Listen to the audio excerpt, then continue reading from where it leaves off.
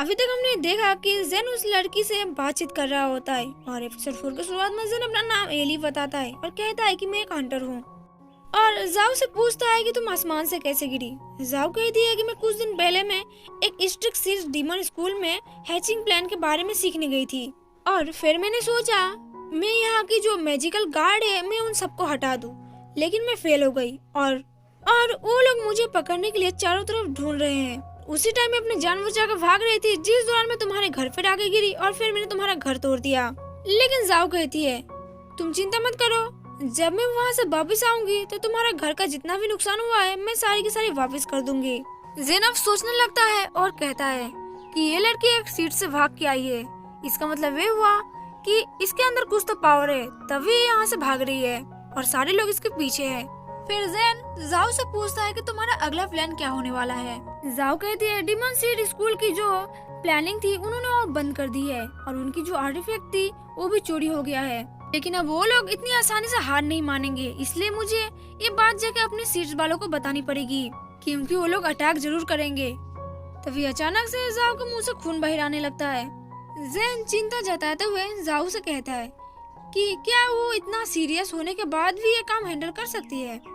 फिर जाओ कुछ सोचने के बाद कहती है क्या तुम मेरी हेल्प कर सकते हो, लेकिन वो तुरंत ही मना कर देती है और कहती है कि नहीं, मैं तुम्हें अपनी सेल्फिशनेस के चक्कर में तुम्हें खतरे में नहीं डाल सकती, मैं कैसा कह सकती हूँ, मैंने बोला भी कैसे है। इसके बाद जिन जाओ से पूछता है कि तुम्हारा सीट यहाँ से कितना दूर है। जाओ कहती है कि लगभग हाफ मंथ तो लग ही जाएगा। जाओ ज़ैन से कहती है कि डीमन सीट के लोग मेरा पीछा कर रहे हैं और तुम्हारे लिए अच्छा होगा कि तुम इन मामलों से दूरी रहो, वरना तुम्हारी जान को खतरा हो सकता है।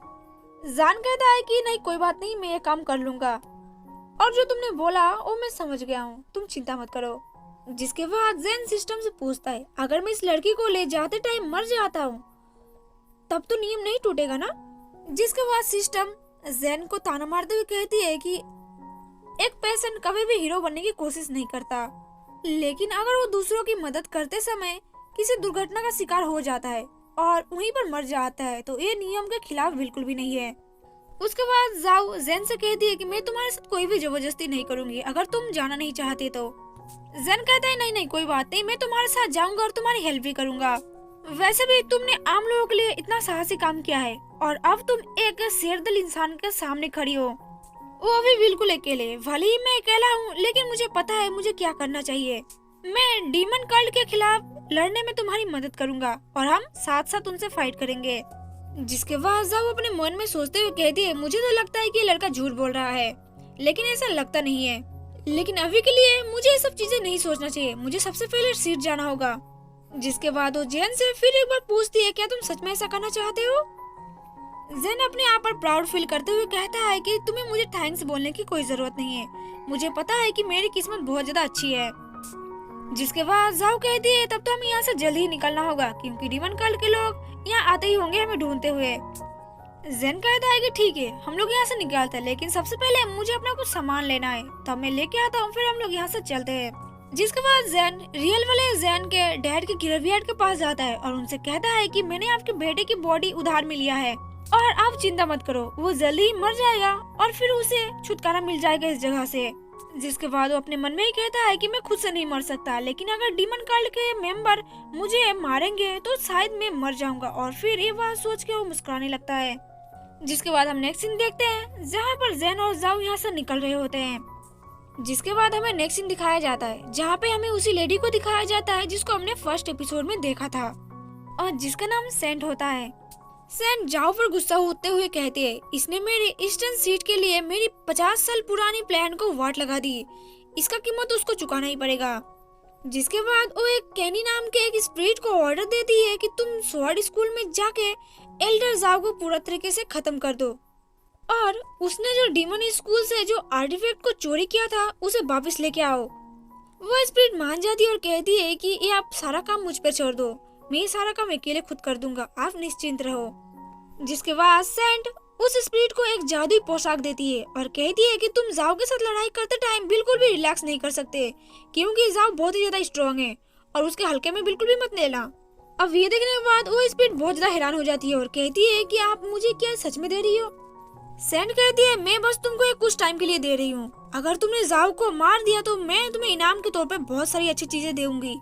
जिसके बाद सैंड एक इविल सा स्माइल देते हुए कहती है जाओ तुम कहीं पर भी चली जाओ, लेकिन अब तुम बिल्कुल भी भाग नहीं सकती, चाहे तुम कहीं पर भी जाओ मैं तुम्हें मार ही दूंगी और अब तुमको मरने से कोई भी नहीं रोक सकता। और इसी के साथ एपिसोड नंबर 4 यहीं पर खत्म होता है। एपिसोड 5 की शुरुआत में हम देखते हैं जेन सो रहा होता है, तभी वहाँ पर जाओ उसके पास आती है और कहती है कि तैयार रहो, ईस्टर्न सीट के लोग यहाँ पर आ चुके हैं। अब ये सुनने के बाद तो जेन की पूरी तरीके से नींद उड़ जाती है और वो उठ के खड़ा हो जाता है घबराते हुए, तो पागलों की तरह करने लगता है कि कहाँ है किधर है, मैं उस सबको मार डालूंगा। जाओ यहाँ पर उसको शांत रहने के लिए कहती है और बताती है कि जो भी कोई यहाँ पर है वो कोई एबिलिटी का यूज कर रहा है और इस एबिलिटी से इमोशन और लोगों की डिजायर जागृत होती है जिसे लोग अपने भावनाओं पर कंट्रोल नहीं कर पाते। जाओ जेन से कहती है कि थोड़ा ध्यान से देखने पर यहाँ पर एक लाल धुंध दिखाई देगा तुमको। अब इसे देखने के बाद जेन को समझ में आ जाता है कि जाओ ऐसी हरकतें क्यों कर रही थी।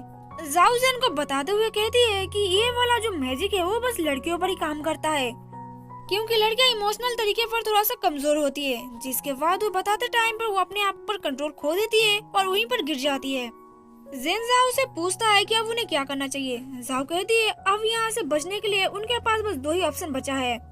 पहला, मेरे पास एक ताश का पत्ता है लेकिन वो बहुत ही रिस्की है, उसको यूज करने से तुम अपने एनिमी को मार सकते हो बट उसकी कोई गारंटी नहीं है कि तुम्हें कुछ नहीं होगा, तुम जिंदा बच भी सकते हो या फिर तुम मर भी सकते हो। अब इसे सुनने के बाद तो जेन बहुत ज्यादा खुश हो जाता है और कहता है कि मुझे इसमें कोई प्रॉब्लम नहीं है, मैं कर लूंगा, मैं इसे यूज जरूर करूंगा। जाओ अब शर्माते हुए कहती है कि मुझे नहीं लगता कि तुम ये सच में करना चाहते हो और फिर मैं उस इंसान को इस तरीके से मरने नहीं दे सकती जिसने मेरी जान बचाई है। जेन घबराते हुए और चिल्लाते हुए कहता है कि मैं ये कर लूंगा और फिर मन में सोचते हुए कहता है कि ये लड़की मुझे शांति से मरने भी नहीं देती, मैं मरने के लिए इतना ऑप्शन ढूंढ रहा हूँ और मैं ये ऑप्शन बिल्कुल भी अपने हाथ से जाने नहीं दे सकता। देन नेक्स्ट जाओ कहती है कि दूसरा ऑप्शन ये है कि हमें उस व्यक्ति को ढूंढना होगा और फिर उसे मैं अपने हाथों से मार दूंगी। जेन जाओ से कहता है कि इसका मतलब ये है कि तुम मुझे उस बंदे को ढूंढने को बोल रही हो जो कि यहाँ पर छुपा है तुम्हारे हिसाब से। जाओ कहती है कि बात यह है कि मैं उसे ढूंढ नहीं सकती क्योंकि वो किसी तरीके का मैजिक का यूज कर रहा है, लेकिन तुम उसे ढूंढ सकते हो क्योंकि तुम काफी समय से इस जंगल में ही पले बड़े हो। जेन उसके बाद मान जाता है और कहता है कि कोई ना, मैं उसे ढूंढ लूंगा। जिसके बाद हम उसी स्पिरिट को देखते हैं जो कि जंगल में इन दोनों के ऊपर छुप के नजर रख रहा होता है और वो उसी क्लॉथ का यूज कर रहा होता है जो कि सैंड ने उसे दिया होता है। इस कपड़े की मदद से उसे इस जंगल में छुपने में मदद मिल रही होती है और किसी को भनक भी नहीं पड़ती कि यहाँ पर कोई एनिमी छुपा है, क्योंकि उससे उस कपड़े से इन लोगों को सेंस भी नहीं कर सकते कि यहाँ पर कोई आकर उनके ऊपर नजर रख रहा है और अगर गलती से उसको कोई टच भी कर लिया तो भी उसे पता नहीं चलेगा कि यहाँ पर कोई है।